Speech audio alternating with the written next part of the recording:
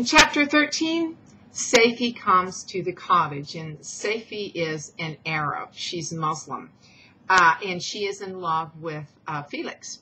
And we learn how this noble family came to live in this little hovel out in the middle of nowhere, and that, the father had lost all of his money because of promises, etc., etc. Now, I'm not going to belabor that because, again, it is not pertinent to what it is that we are doing in this class. But now, the creature says about man, humans, they use sexist language in that time. We're going to say humans, not man. Was man indeed at once so powerful, so virtuous and magnificent, yet so vicious and base? He appeared at one time to be a mere scion of the evil principle, and another as all that can be conceived of noble and godlike.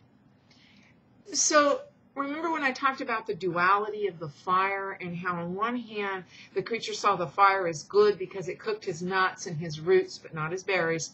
But if you don't use it wisely, it will hurt you. This duality applies not only to the individuals, but it applies to all of humanity. Humanity is mean and it's spiteful and it chases poor creatures out of villages and attacks them. But humanity also writes great works of arts and is very kind and so on. So there is this theme of duality within the book. And he also learns about the difference between the sexes, and there's male and there's female.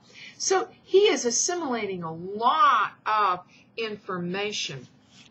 And when he learns about these things, and he also learns the familial relationship, and also learns about Safie and Felix's love for each other, it makes him wonder about himself. And he says, a man might be respected with only one of these advantages, and he's talking about riches and titles and so on and so on. But without either, he was considered, except in very rare instances, as a vagabond and as a slave. He's not landed. He doesn't have anything to call his own. Doomed to waste his powers for the profit of the chosen few. And what was I? Of my creation and creator, I was absolutely ignorant. But I knew that I possessed no money, no friends, no kind of property. I was, besides, endued with a figure hideously deformed and loathsome.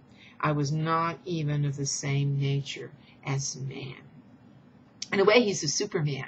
He is very agile, not the lumbering creature that we see in the 1930s Frankenstein. He can stand extreme cold, extreme heat. And so physically, he's better endowed than humans are.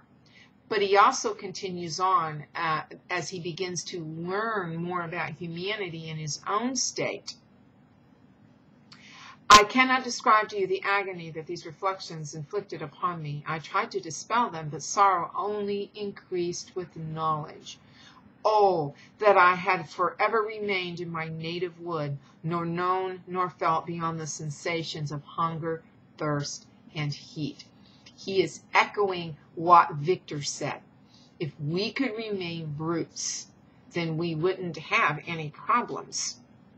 And the creature goes on to say, of what a strange nature is knowledge. It clings to the mind, and once he has seized on it like a lichen on the rock. And he goes on to say, miserable, unhappy wretch. The creature is now aware of himself and aware of the people and the world around him. And he asks, but where were my friends and relation? No father had watched my infant days. No mother had blessed me with smiles and caresses. What was I? Now, Victor, in essence, is the creature's father and mother. But Victor, as I have said many times, and you're getting tired of hearing it, ran away and did not fulfill his responsibilities towards his offspring, either as a father or as a deity. He's not like Prometheus, who took care of his creature. And that the creature has now learned knowledge increases his sorrow, goes beyond just being hungry and thirsty and cold to a real identity crisis and who am I? This is like adolescence.